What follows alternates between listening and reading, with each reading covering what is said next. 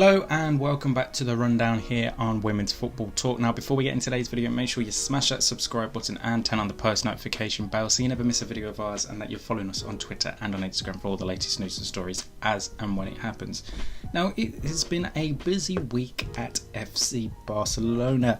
We've been playing in league action as well as some big breaking news from them at the start of the week, and we will get to that breaking news first.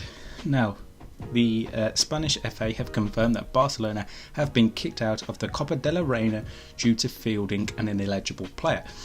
Now this comes against the backlash of their 9-0 win over Osasuna a couple of weeks back, where they fielded Brazilian Jeish Ferreira, who was sent off when she was still at her previous club, Madrid CFF, in the Copa de la Reina. In their last game, she picked up a yellow card in the game and then got later sent off in that game.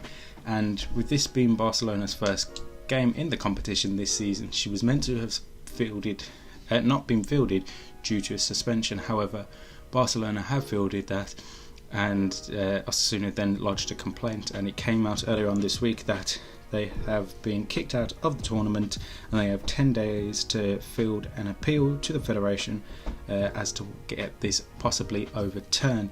That is absolutely big news regarding Barcelona obviously not being able to do the treble as they have been doing so often.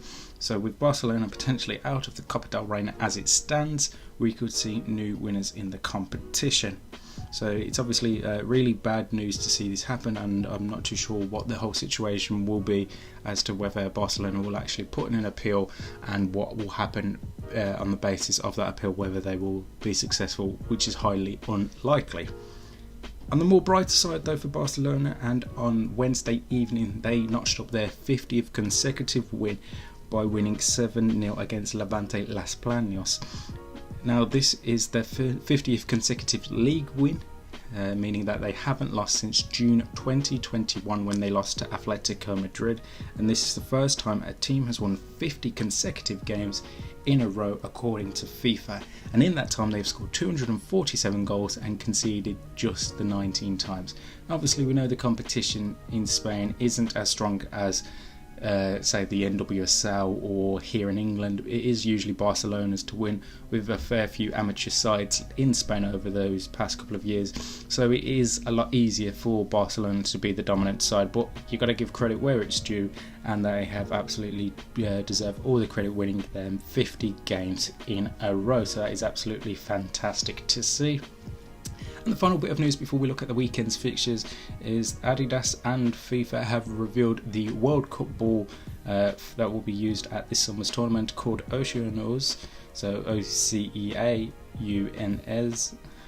Looks like an absolutely fantastic ball, and I can't wait to see it being used in action over the coming weeks, and it will be an absolute belter to see players use it this summer.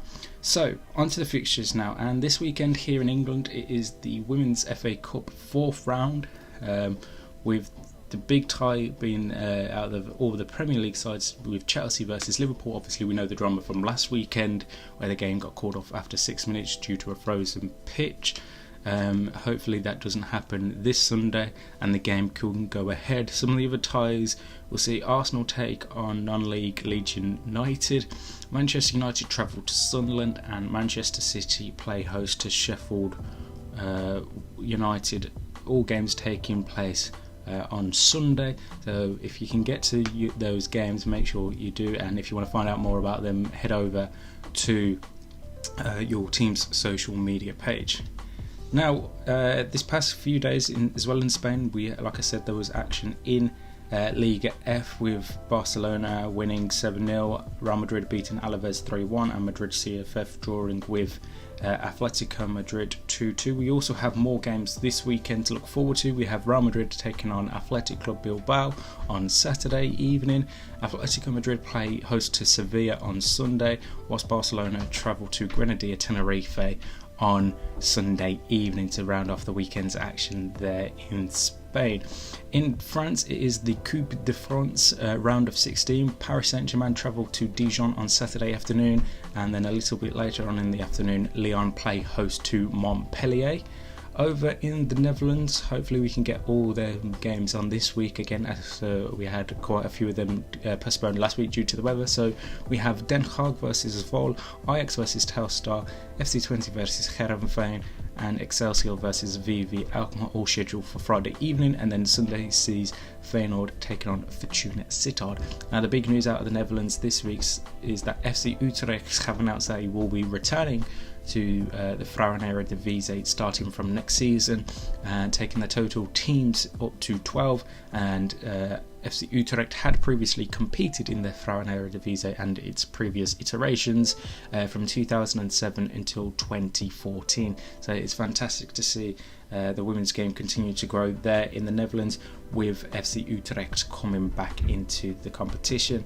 And over in Italy, this past week has seen cup action in the Coppa Italia first legs, but this weekend we get back to league action, and we have Fiorentina versus Pomigliano on Saturday, and the Milan derby as AC Milan host Inter Milan, and then on Sunday we have Juventus Sampdoria, Parma versus Como, and league leaders Roma taking on Sassuolo. So we have a very interesting fixture schedule coming up in Europe this weekend, and obviously we have the league action, FA Cup action here in England. We'll be back tomorrow with our usual transfer roundup, looking at all the transfers and stories of the past week, and then next week we'll be back with the recap, looking at all the weekend's action and story points, and we'll have our final transfers show next week as after the transfer deadline has passed. But until then, make sure you like, comment and subscribe, turn on the post notification bell so you never miss a video of ours, and that you're following us on Twitter and on Instagram for all the latest news and stories as and when it happens. And until next time, we'll see you soon.